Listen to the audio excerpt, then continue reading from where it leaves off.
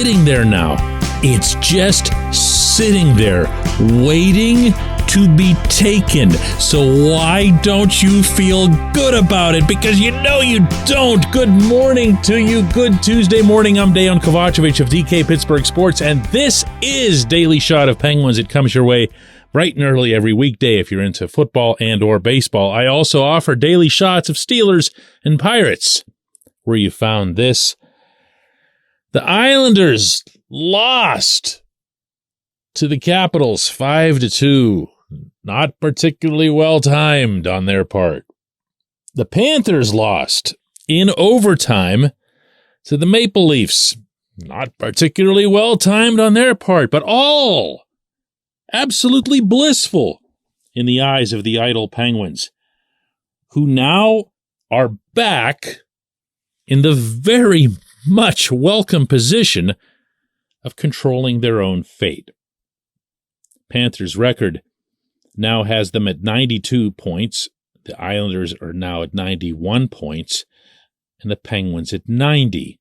But the Penguins have a game in hand on both of those teams, and that game in hand, if you want to look at it that way, comes tonight at PPG Paints Arena against the Blackhawks, who stink, who played last night, who got beat last night, who've won once in their past 12 games, who have no goaltending, not really much of anything. And I know this is all cringeworthy stuff for people who believe in jinxes and think that the Penguins are, for whatever reason, going to be listening to this podcast on the way to the rink for the skate. It's not on me. It's not on you. It's on them. They've got to beat one of the worst teams in hockey. And you know what they got to do on Thursday in Columbus in turn? They got to beat another one of the worst teams in hockey with even worse goaltending and worse injury issues. And both of these teams are, I was going to say openly, it's close to openly, but actively tanking in the truest sense of the term, because if one of them finishes ahead of the other, they lose a 12% chance at securing the number one overall pick in the coming draft, which everyone expects is going to be young Connor Bedard. That's what's on the line here. Not for them. I don't care about them. That's what's on the line for your Mercurial Penguins. That's what's going to be facing them as they take the ice tonight for what in every way, shape, and form amounts to one of the biggest games, one of the most momentous occasions of the Sidney Crosby, Evgeny Malkin, Chris Letang era. And it's going to feel like a typical Tuesday night stinker. You know what I'm saying? There's nothing you could say or do to coerce the people who will be in this building with me tonight to act as if they're witnessing a Game 7. It's going to be dead. And not because people don't get it, not because Pittsburgh fans are lousy or whatever. It's just impossible to manufacture it. You're going to see who that other team is. You're going to know what the result should be. So it won't feel at all like a playoff game. But the leaders in that locker room, chiefly Sid, but obviously a whole lot of other guys, are going to have to amp that team up to a playoff level. To their credit, and I haven't been giving it out a whole lot lately, they did pull that off against the Wild and then over the weekend in Detroit. Good for them. Two more. This has now been gifted to them, meaning the control. This is now right there for them to be had. And who knows, if they win both of these games and for whatever reason, the Panthers blow another point, the Penguins then move into the number 7 seed. And they avoid the Bruins in the first round. I don't know about you, but I'd pretty much rather see the Penguins face anyone other than Boston, but especially if they can line up against the Hurricanes. That's not to say they'd be the favorite. They wouldn't. But the Hurricanes are a flawed team with significant injuries, and still, after all these years, they haven't gotten the memo that you need great goaltending to advance. The Penguins would have the very real possibility of an upset against Carolina way more than they would, or anyone would right now, against Boston. So it's there. It's sitting there. Who, other than Jason Zucker, is going to go after it with full gusto?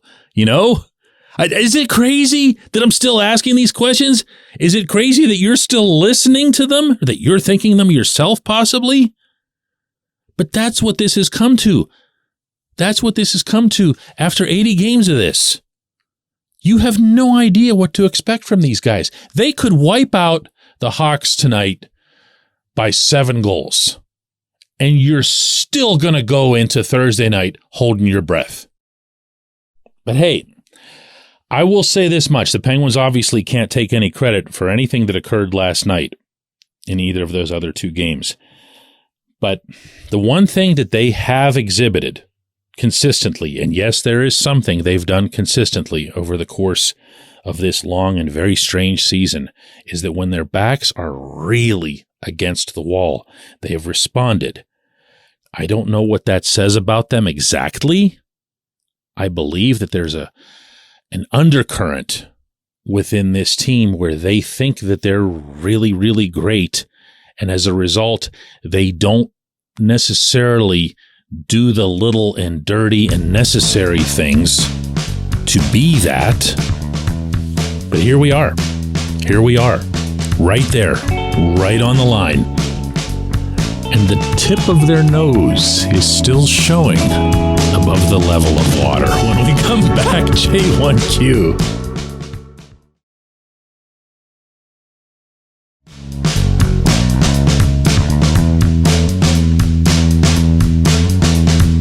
Today's J1Q comes from Kevin Matlack, and it's a really good one.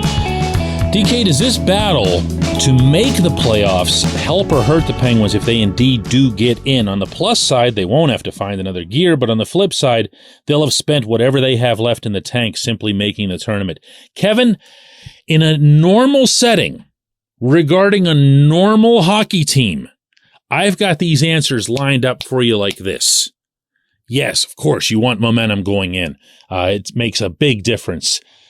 You want to be that team that's already playing playoff hockey and everything. And that's what all of them will tell you. And that's what all of their alumni will tell you. And that's what people around the sport will tell you. But what I've got for you is that I'm starting to see some of the latter thing that you described. Sid had a great goal the other day in Detroit. But Sid is slowing a little bit. Okay, Sid hasn't been at his best for a couple of weeks, and you can be damn sure that's not a lack of passion or effort.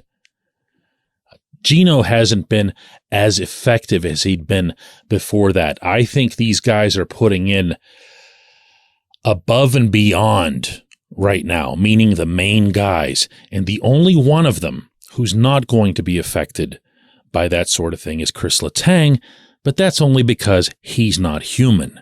The rest of them are when it comes to endurance and stamina. And I think it is a real issue. I'm not going to make any kind of forecast as to what it would mean against Boston because I'm going to sound stupid doing that. Bruins have 63 wins. Okay, everyone is going into that. Anybody entering any matchup with Boston at any point in the playoffs is entering with an overwhelming underdog status in every facet. So I'm not going to say that the Penguins would get tired and then lose to the Bruins because they're tired. Just lose to the Bruins. But I think against the Hurricanes, a team that obviously gave the Penguins a lot of trouble over the course of the season, winning all 3 matchups and doing so really by skating circles around them. That's a problem. That's a problem, and that's something that we would talk about if and when it actually comes to pass. We don't know that yet. I'm heading to the arena tonight. I'll be writing a column about the game for DK Pittsburgh Sports, and I'll be back here with another one of these tomorrow morning.